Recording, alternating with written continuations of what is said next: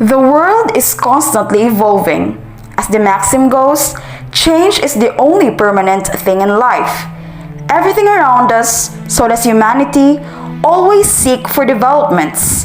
In accordance with evolution, time also becomes a relevant essence to it. Time allows changes to happen. From the past, the present, and to the future, time seemingly provided power for these changes to occur.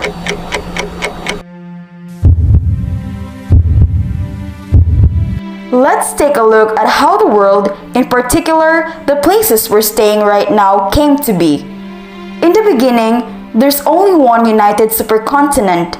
We commonly know it as Pangaea.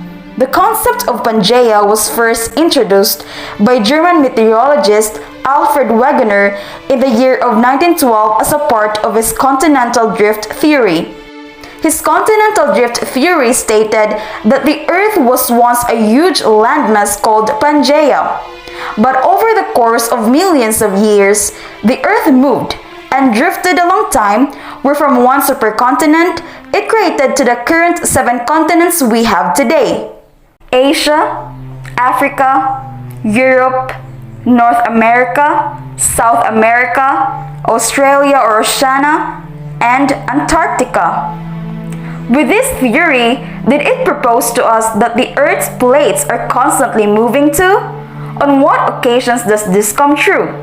Well, according to the National Geographic, tectonic plates are constantly on the move, and this fact is supported by how some forces cause it to be, such as dynamic movement in the mantle, dense oceanic crust interacting with the ductile asthenosphere, and even the rotation of planet Earth. On that account, we might not feel the movement, but it's always true that the Earth's tectonic plates are constantly moving. We can base it on the natural hazards we sometimes experience, like earthquakes and volcanic eruptions. Having that assumption, it can't be helped for us to think that the place that we're stepping on right now might also not be the same anymore years from now. To further realize, we take Japan as the model of this assumption. But why Japan? It is simply because that we can foresee a glimpse of what the future of Japan will be in terms of its physical landmass, resources, and reservoirs of oceans. Japan is an island country located on the east coast of Asia. This country has 4 main islands known as Hokkaido, Honshu, Shikoku, and Kyushu. Honshu being the largest of the 4, followed in size by Hokkaido, Kyushu, and Shikoku. Japan is a highly seismically active area as it serves as a meeting point of 4 different plates and is therefore surrounded by many plate boundaries. These are the Eurasian, North American, Pacific, and the Philippine Sea plates. Given the fact that Japan experienced countless earthquakes, it really showed us an idea of how active these tectonic plates can be. All plate boundaries are converging with each other, mostly as oceanic continental convergence and oceanic convergence, resulting in subduction zones. This is the reason why Japan has multiple trenches and volcanic arc formations. The only exception is the boundary between Eurasian and North American plates within Japan's landmass, which resulted in mountain ranges called the Japanese Alps. By how Japan's plate tectonic movements are still on the move and on the groove, we predicted that some happenings might be the same as today, but there are only minimal difference to it. That is, the cause and the extent of these happenings, or better yet, we called them changes.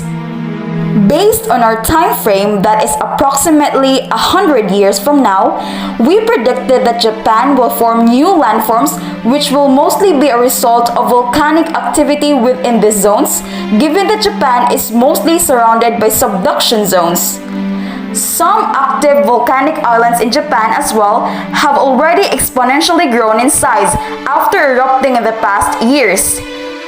In the future, volcanic arcs along the Ryukyu Trench are expected to form new islands and extend Japan's landmass down south. According to the website of Life Science, about 10% of the world's active volcanoes are in Japan, and so more of it will be coming with the current movement of its plates. Likewise, volcanic arcs along the Philippine Pacific Plate boundary, the Bonin Trench, and the North American Pacific Plate boundary, the Kuril Trench, will also form new islands. These islands will give homes to people as the rising of population can't be prevented too. In connection, the Pacific Plate will subduct 0.009 kilometers or 9 centimeters per year beneath the Okhotsk Plate at the Japan Trench. The Philippine Sea Plate will subduct 0.005 kilometers or 5 centimeters per year to beneath central and southwest Japan at the Sagami Trough, the Nankai Trough, and the Ryukyu Trench, and there will be land level changes over vast areas.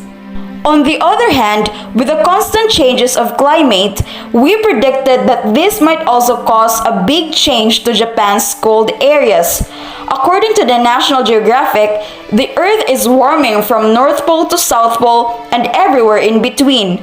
The Intergovernmental Panel on Climate Change also added that the net damage caused of climate change are likely to be significant and to increase over time.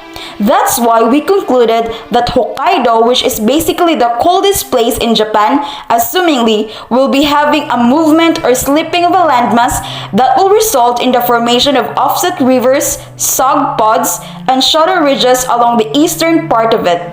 Thus, we further believe that Japan will both have a balance of new landforms as well as new water forms. 100 years from now, many things will be occurring in Japan. Creation of new landforms, bodies of water, and appearances of natural hazards are just some of these things we've pointed out. These things will occur with a further shift of Japan's tectonic plates. Japan will surely evolve, and it isn't the only place that will be, but the world as a whole too.